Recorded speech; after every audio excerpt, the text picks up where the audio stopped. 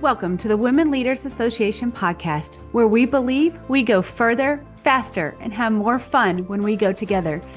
Be sure to tune in each week to hear an empowering message from the world's top women executives, trailblazers, entrepreneurs, and all-around fierce female leaders. I'm your host, Julianne Kirkland, and I will be taking you on a deep dive of each message to equip you with the principles, strategies, and tools you need to start crushing your goals, increasing your impact, creating work-life harmony, and did I mention have more fun? Because when you love what you do it better. The Women Leaders Association is the world's largest women executives association with over 30,000 women in executive and leadership positions who are committed to the development and advancement of women in the corporate arena. If you would like to get involved in a Women Leaders Association chapter, would enjoy daily podcasts, or you desire to become a part of the Women's Mastermind group near you, simply go to womenleaderspodcast.com. Now let's tune in for this incredible message. On today's episode, hear from Lucia Di Marco, a global ambassador for women's empowerment.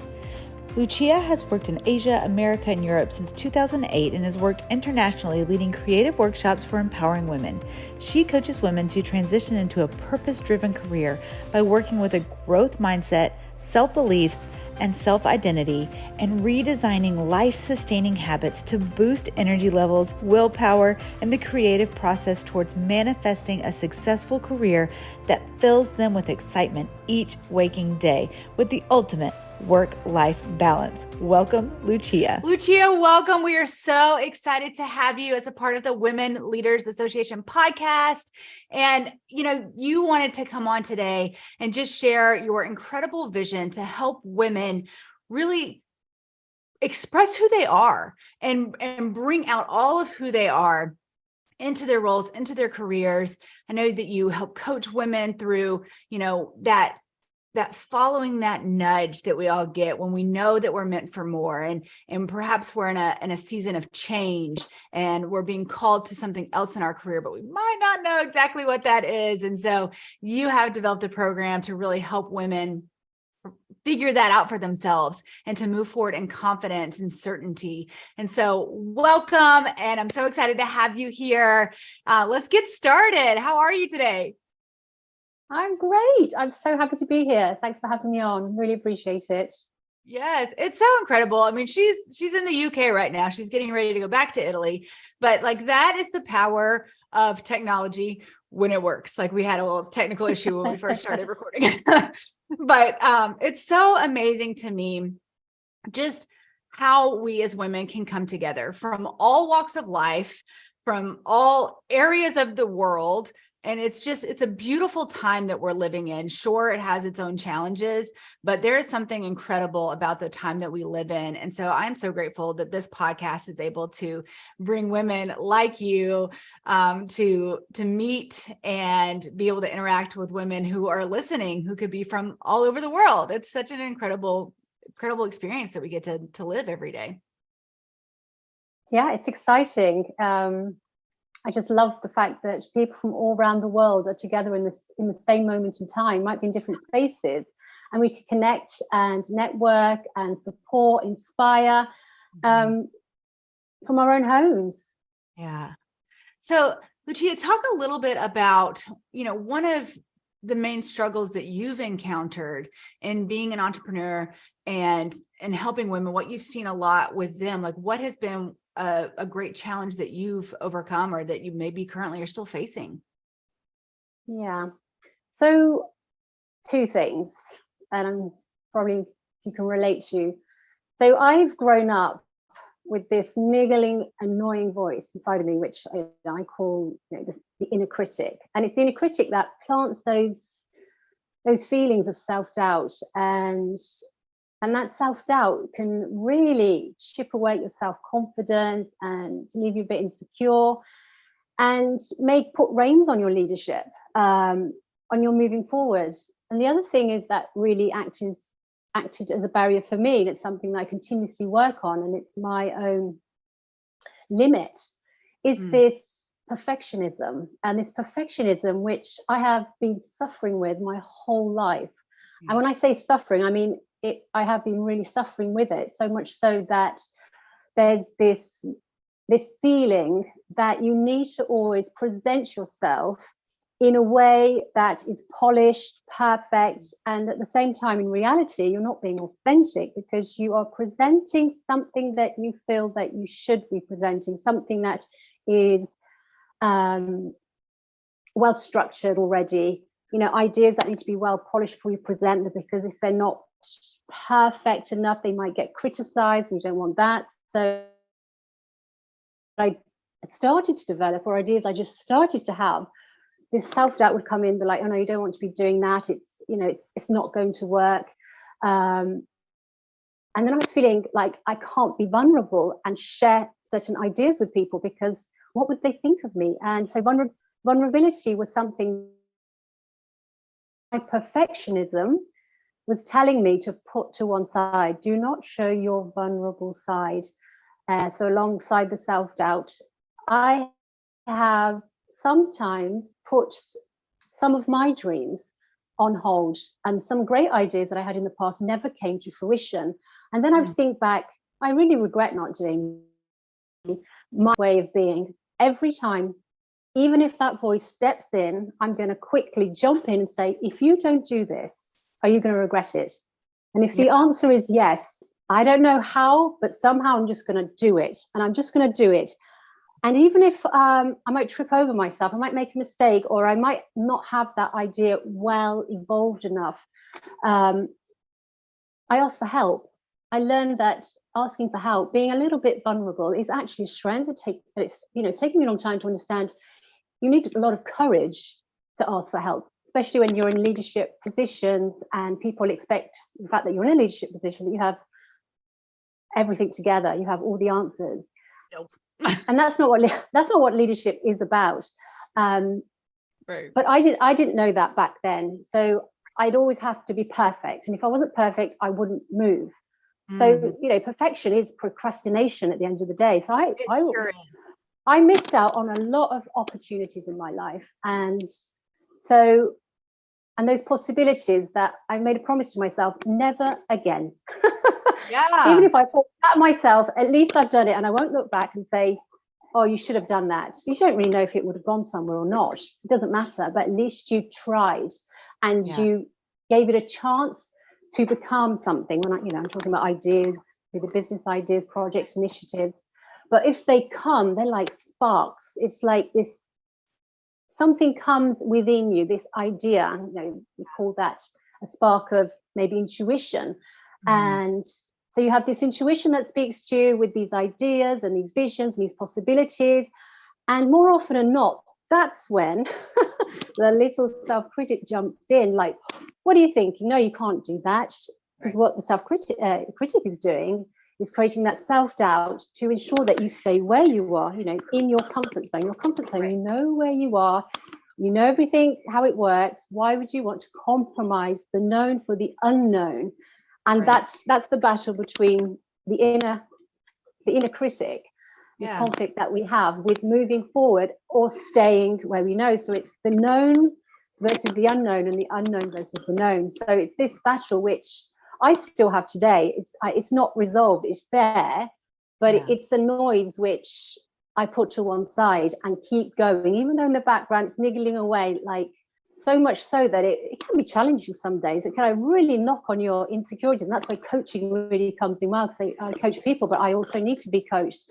And so the coaching really helps you to get a better perspective, a new perspective on the situation, because sometimes the situation doesn't change, but it's your perspective on how you view it changes.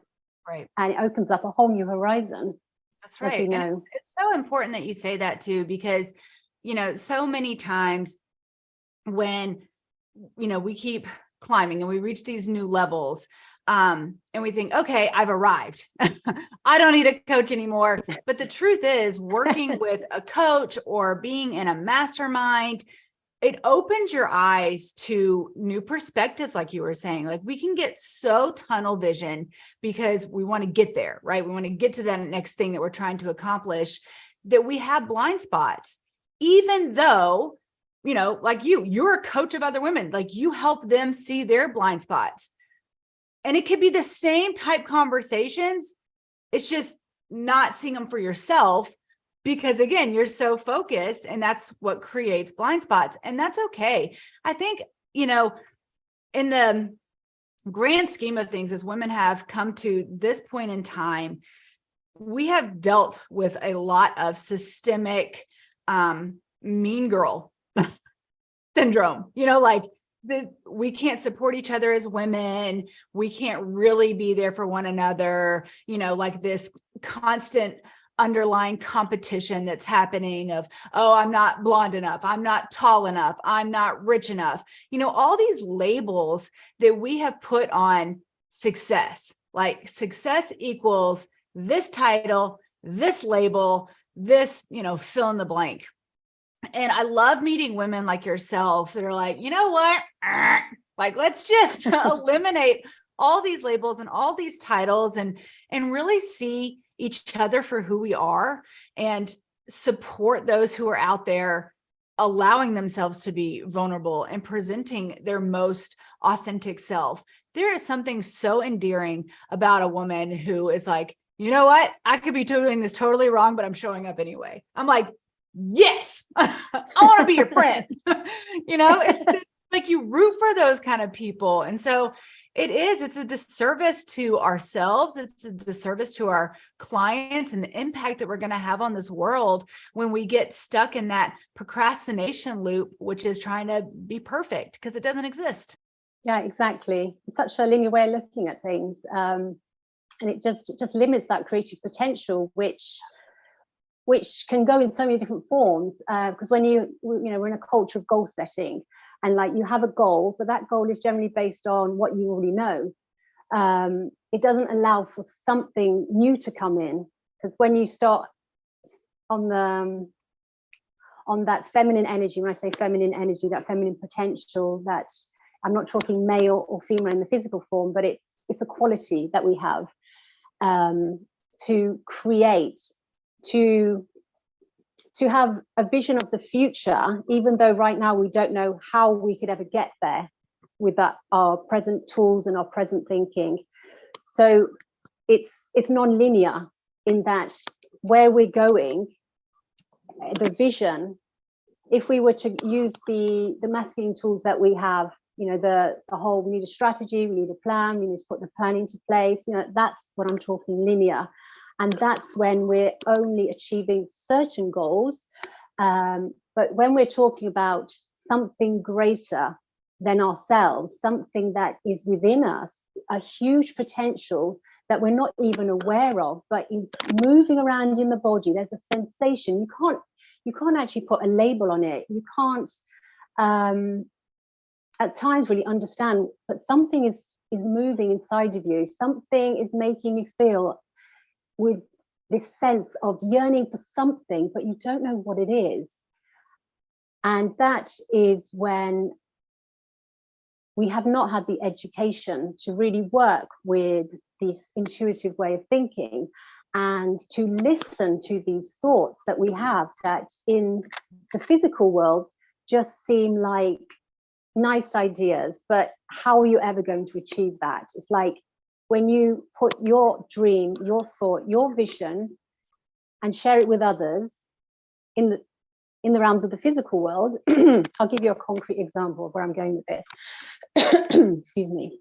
So about 3 years back, the pandemic was just about hitting.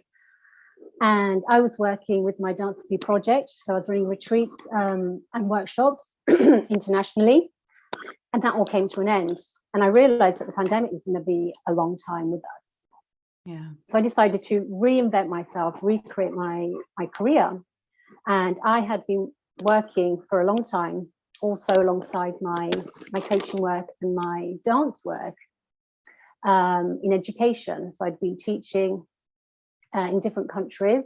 I'd also got my master's in Steiner-Waldorf pedagogy and therapeutic pedagogy.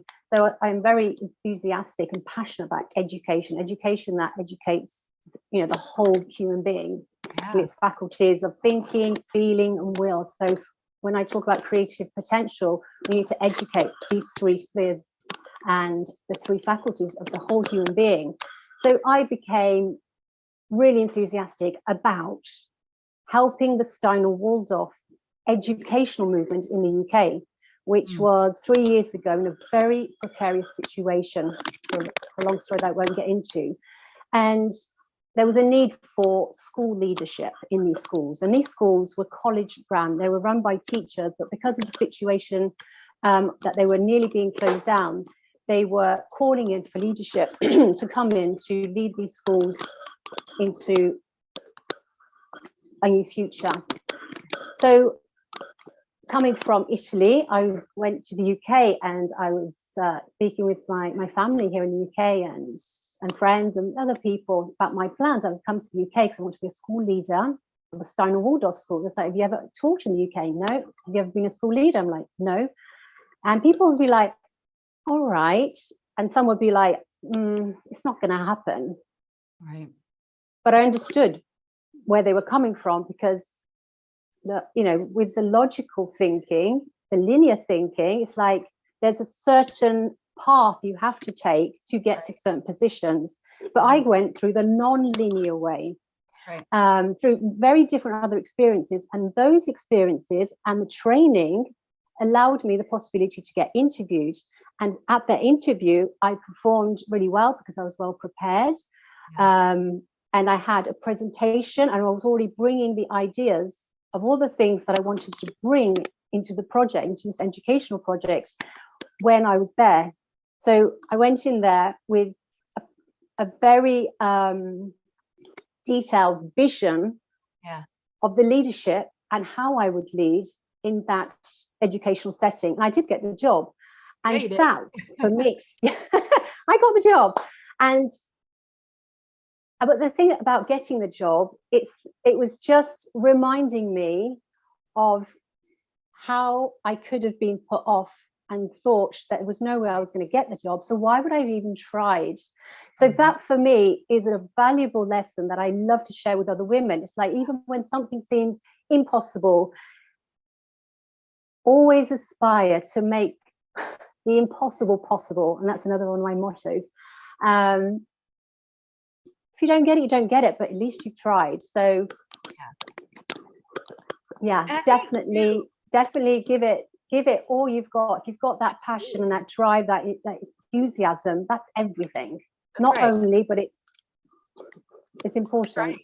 And I think too, now especially, we're hearing more and more high level executives in these multi-billion-dollar companies saying things like, we're not even looking at degrees as much anymore, because there's so much systemic privilege out there that, because you grew up in a wealthy home, you were able to get into a wealthy school. Like you have all these things that are stacked for you in your favor. And then there's people that don't have that want it and are hungry for it and are willing to, explore different avenues and different depths. Like you were saying, like they didn't take the linear path. And it's like, we as leaders need to be able to look at the individual and see what they have to offer to bring to the table, not just their accomplishments and their titles. And I'm not saying, let me just clarify. I'm not saying that, if you went to a prestigious school and you're super proud of that you shouldn't be. You absolutely should be. I'm just saying that as leaders, our job, our duty is to see people for who they are, not just the title they may or may not have, and I love that that's what you help do in women's lives, is bring out those best parts of them and help them to grow in their confidence to be able to step forward in that and be like, yeah, you know what? I do have a lot to offer. Let's do it.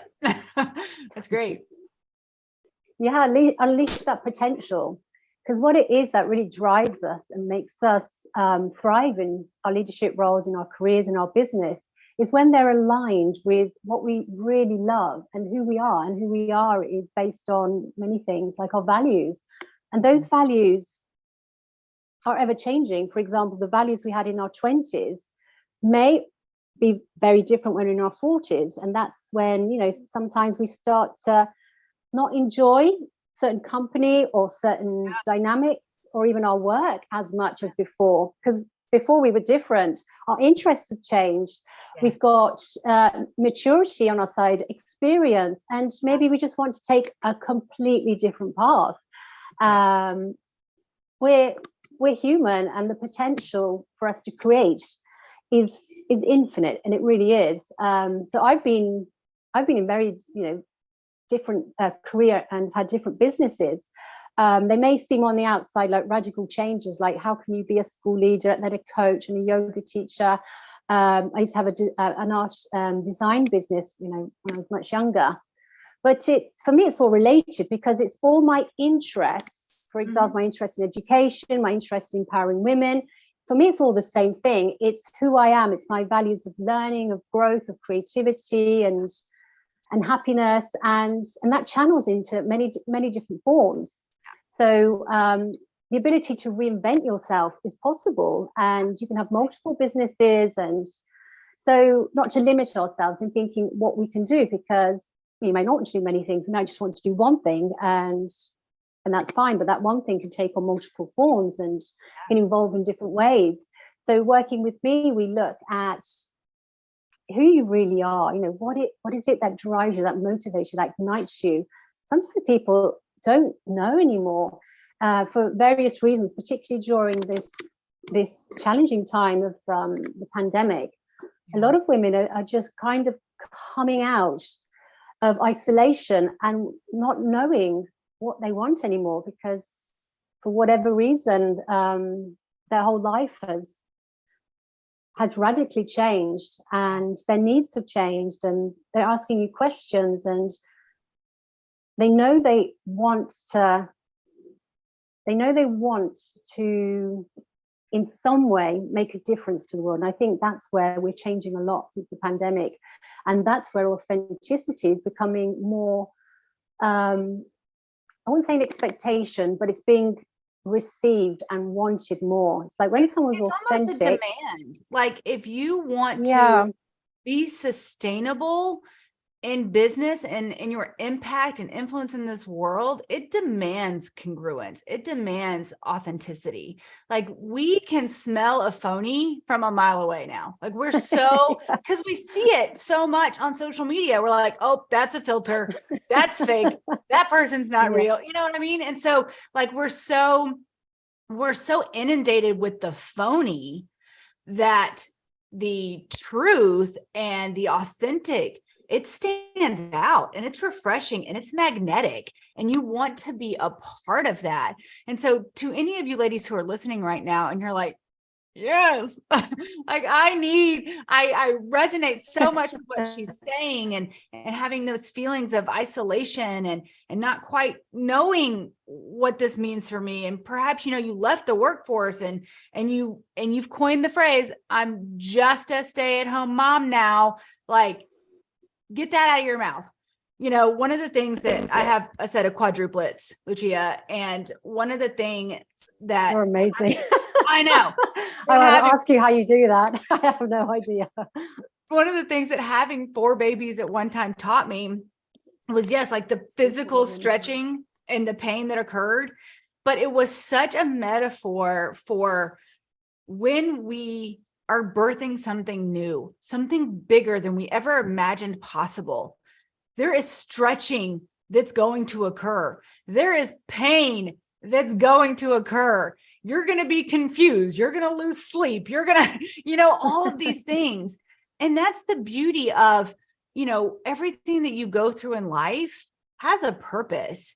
And it's, are you willing to receive the coaching, the mentorship, the, you know, removal of those blind spots to allow yourself to see all the strengths that you truly have that the world needs, you know? And some people will be like, well, there's already somebody doing that.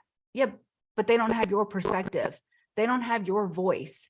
They don't have, you know, your stories. And that's where we as women gain our power, is when we step into owning all of who we are and bring that forward to the world. And I'm so grateful that that is, your focus in your business. So Lucia, how can people connect with you? What is a great way that they can get connected to you? So via my website, luciadimarco.com, and there you can book a free call. So we have a 45-minute breakthrough call. And in that call, we can get a real good grasp of where your talents lie and your interests, your values, just to see where you're at and where you want to go. And so when you leave the call, you have a better idea of where you want to go, where you could potentially be going. And then if we want to work together, if we're a good fit, then we work together on getting you where you are now to where you want to get. And that's the coaching journey. So there is a lot of work on unveiling, because the program is called Unveil Your True Essence. So we're talking here about your true authentic self. Yeah. And who is that? We start peeling one layer at a time. That limiting belief, get rid of that slowly, dissolve it, transform it.